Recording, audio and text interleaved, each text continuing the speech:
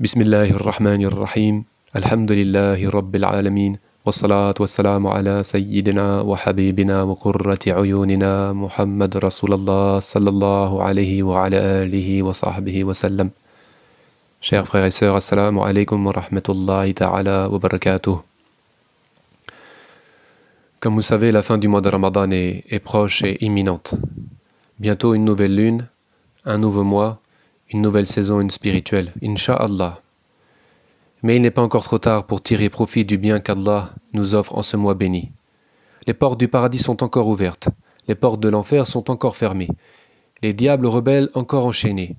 L'appel du héros résonne encore. Ô toi qui cherches le bien, accours, et ô toi qui cherches le mal, cesse donc et repens-toi. Le prophète sallallahu alayhi wa sallam annonce qu'Allah a fixé dans le mois de Ramadan une nuit qui est meilleure que 1000 mois.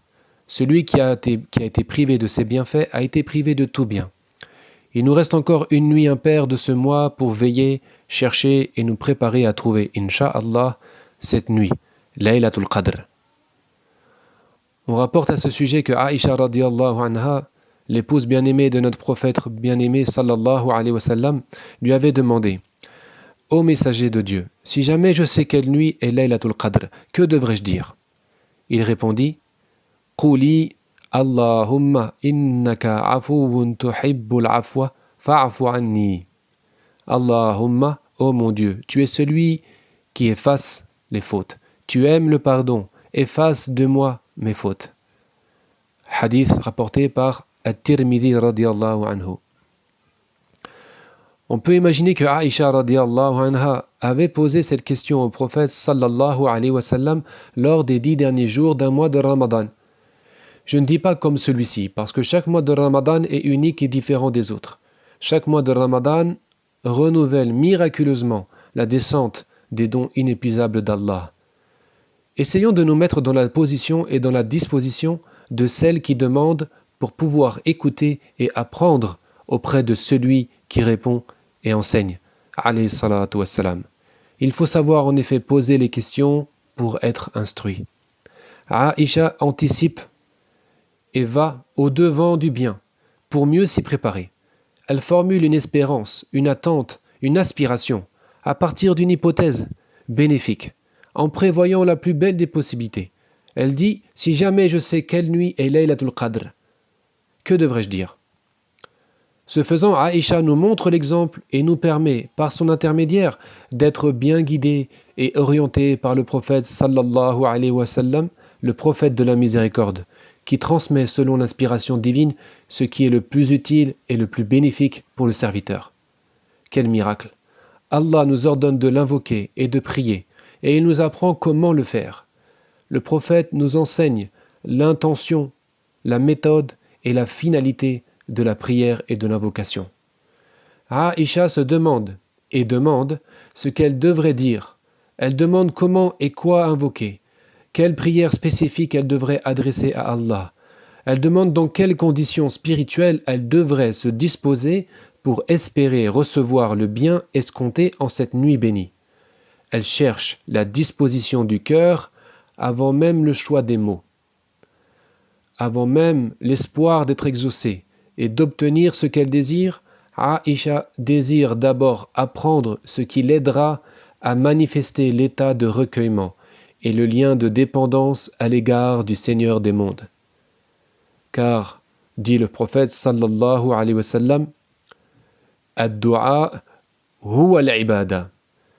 La supplique, la demande, l'invocation est l'essence même de l'adoration, est l'adoration même.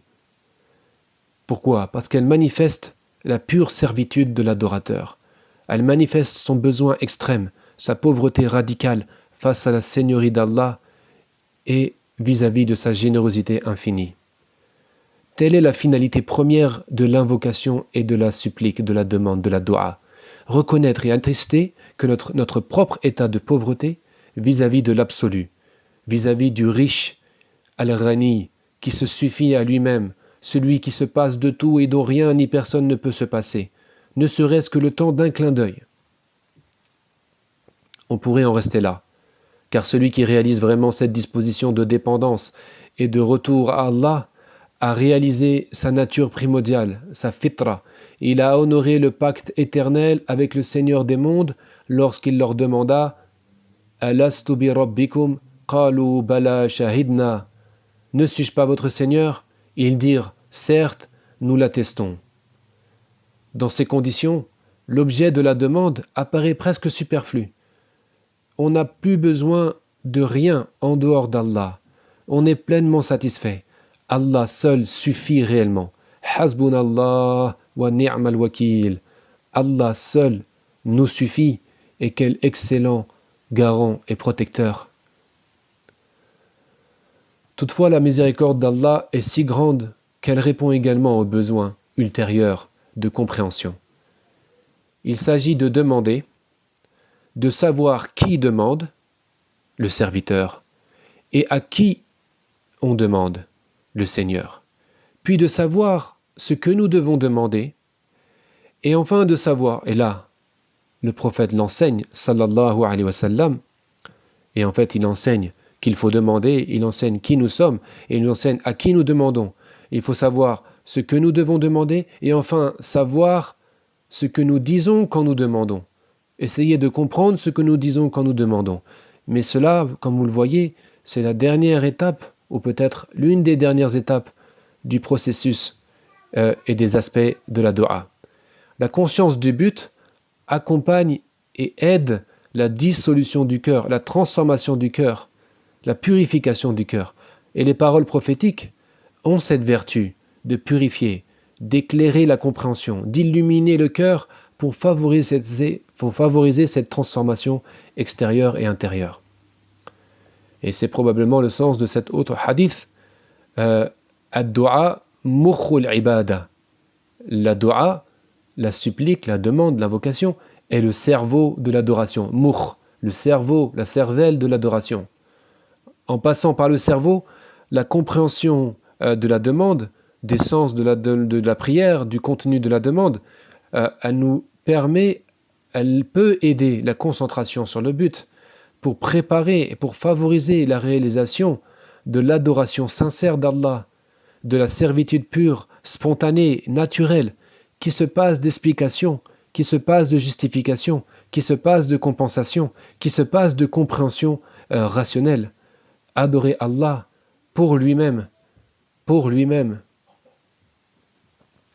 L'invocation prophétique, en même temps, est un enseignement à part entière. C'est une inspiration divine. C'est un dévoilement du message de vérité. Le prophète sallallahu alayhi wa sallam avait été gratifié de la synthèse des paroles. Jawami' al-kalim, la synthèse des paroles. C'est-à-dire qu'il était capable de condenser en quelques mots, capable, grâce à Allah, de condenser en quelques mots un enseignement profond, riche en signification et en secret, en quelques mots, synthétique, et en même temps profond. En même temps, il transmettait toujours ce qui était le plus utile et le plus adapté aux besoins spirituels de ses interlocuteurs, adapté à leur capacité de compréhension. Le prophète sallallahu alayhi wa sallam enseigne la méthode qui conduit au plus grand bien, en ce monde et dans l'autre. Et donc il transmet une parole synthétique et totalement, entièrement suffisante. Il dit « Allahumma innaka afuwun tuhibbul afwa fa'fu anni » Le prophète ici oriente le sens et la portée de la demande, de la dua, vers Allah en tant que afou. Il oriente la demande vers Allah en tant qu'afou. Il invite donc à l'invoquer par l'intermédiaire de son nom Al-Afou, expression de l'essence, de la qualité et de l'action divine. L'essence, la qualité et l'action d'Allah. Triple dimension qui apparaît en fait dans l'articulation de la racine Ain, Fa, Waw sous trois formes distinctes. Écoutez bien. Allahumma innaka afuwun tuhibbul afwa fa'fu anni. Afuwun indique le nom. Af indique la qualité. U'fu, fa'fu indique l'action. Et la relation qui lie ces trois aspects n'est autre que l'amour, tuhibbu, l'amour d'Allah. Allah aime être afou, aime être grand pardonneur. Il aime al-afou, il aime le pardon, et il aime pardonner. Mais que signifie exactement le nom divin al-afou?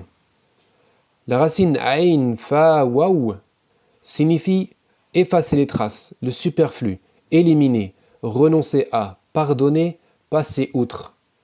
C'est avec le nom divin al-afou que les fautes, les péchés, les transgressions de toutes sortes sont effacés du registre tenu par les anges scribes, ceux qui inscrivent les actions des êtres humains.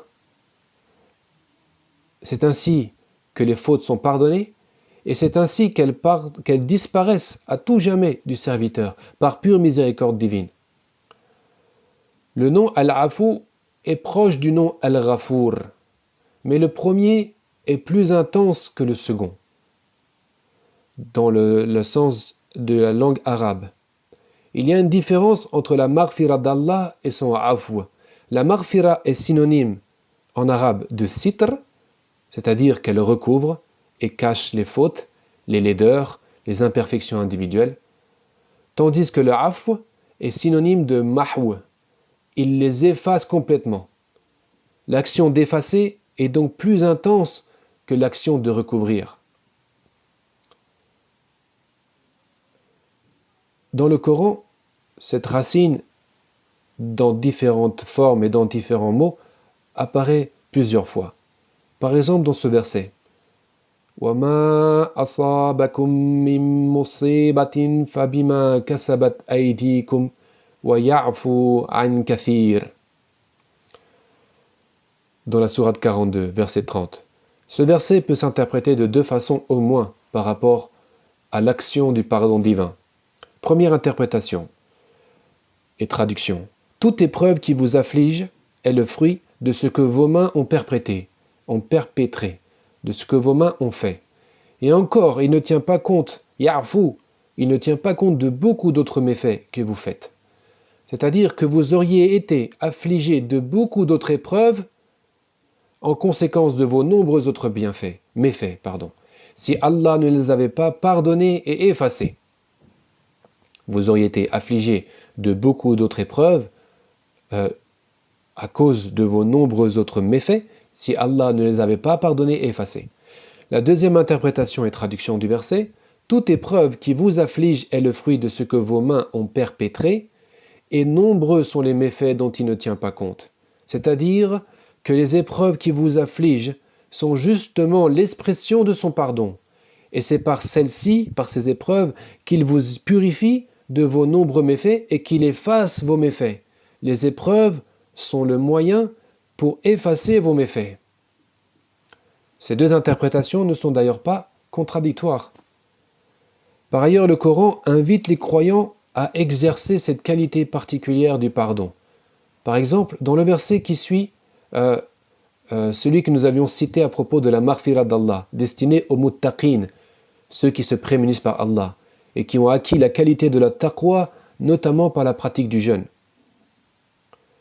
وَسَارِعُوا إِلَى مَغْفِرَةٍ مِّن رَّبِّكُمْ وَجَنَّةٍ عَرْضُهَا السَّمَاوَاتِ وَالْأَرْضُ أُعِدَّتْ لِلْمُتَّقِينَ الَّذِينَ يُنْفِقُونَ فِي السَّرَّاءِ وَالضَّرَّاءِ وَالْكَاظِمِينَ الْغَيْظَ وَالْعَافِينَ عَنِ النَّاسِ وَاللَّهُ يُحِبُّ الْمُحْسِنِينَ. Concourez au pardon de votre Seigneur et à un jardin large comme les cieux et la terre, préparé pour les muttaqin, ceux qui se prémunissent par Allah, qui dépensent dans l'aisance et dans l'adversité, qui dominent leur rage et pardonnent à autrui, al-afina anin nas, car Allah aime les bienfaisants. Il est intéressant de remarquer que les muttaqin pardonnent à autrui après avoir dominé leur colère. Al-kadhimin al-ghayza wal-afina anin nas. Ce qui signifie qu'ils ne gardent pas au fond d'eux-mêmes du ressentiment, de la rancœur, de la rancune vis-à-vis de ceux qui les ont offensés. Car la colère qui reste dans le cœur consumera et détruira peu à peu ce cœur. Il faut donc faire l'effort d'abord de maîtriser et dominer la colère, et ensuite faire l'effort de passer outre, d'oublier, de ne plus tenir compte de la provocation, comme si elle n'existait plus. C'est ainsi qu'elle s'effacera, qu'elle s'effacera de notre cœur. Allah aime les bienfaisants, car il manifeste sa bonté et sa bienfaisance. Il aime voir ses propres qualités se manifester chez ses serviteurs. Ceux qui agissent de la sorte se revêtissent ainsi de la qualité divine d'Al-Afou et ils verront par surcroît leurs propres fautes effacées. Allah nous dit In tubdu khayran aw tukhfuhu aw ta'fu an su'an fa inna Allah kana afouwan qadira. Que vous fassiez du bien ouvertement ou discrètement, ou encore que vous pardonniez ta'fu un mal, Allah s'est bel et bien révélé indulgent, afouwan, tout-puissant, qadiran. Dans son commentaire sur les plus beaux noms d'Allah, l'imam Al-Ghazali radiyallahu anhu explique que les êtres humains participent au nom divin Al-Afou en se montrant indulgents et en pardonnant à ceux qui les offensent. Bien plus, en faisant preuve de bonté envers les mécréants, à l'image d'Allah lui-même. Il est bienfaisant ici-bas envers les pécheurs et les mécréants, et il ne s'empresse pas de les châtier. Il se peut même qu'Allah leur pardonne en acceptant leur repentir, ce qui signifie qu'il efface leurs mauvaises actions. Car selon le hadith, celui qui se repent de sa faute est comme s'il n'avait pas commis de faute. C'est là le summum de l'effacement, conclut Al-Ghazali. Encore une fois, en cela comme en toute chose, vous avez dans le messager d'Allah un excellent modèle pour ceux qui espèrent en Allah et dans le jour dernier et qui se rappellent Allah en abondance. وَلَكُمْ فِي رَسُولِ اللَّهِ أُسْوَةٌ حَسَنَةٌ لِمَنْ كَانَ يَرْجُو اللَّهَ وَالْيَوْمَ الْآخِرَ وَذَكَرَ اللَّهَ كَثِيرًا. En effet, d'après le cheikh Ahmed ibn Idris al-Fasi al-Hassani radiyallahu anhu, lorsque fut révélé le verset خُذِ الْعَفْوَ وَأَمُّرْ بِالْعُرْفِ وَأَعْرِضْ عَنِ الْجَاهِلِينَ.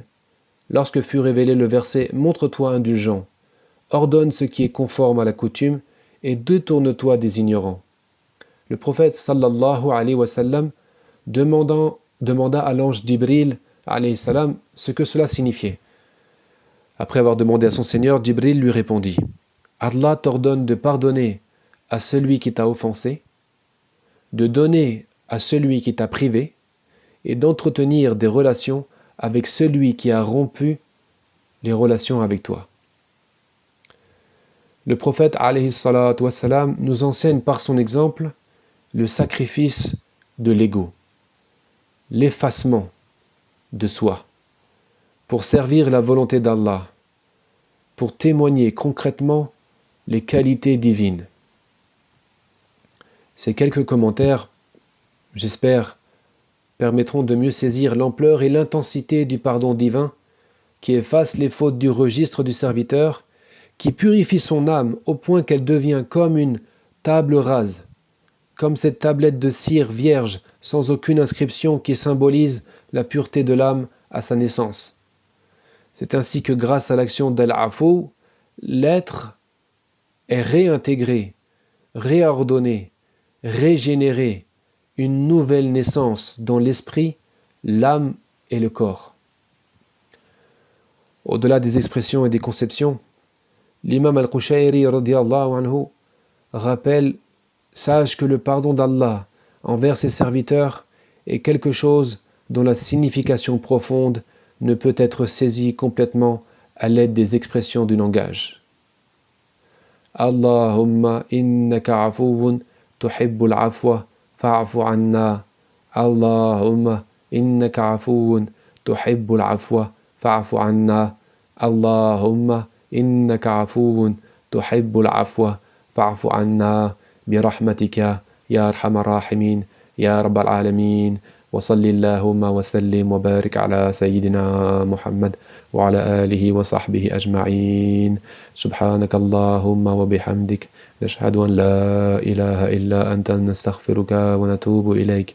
سبحان ربك رب العزة عما يصفون وسلام على المرسلين والحمد لله رب العالمين. والسلام عليكم ورحمة الله وبركاته.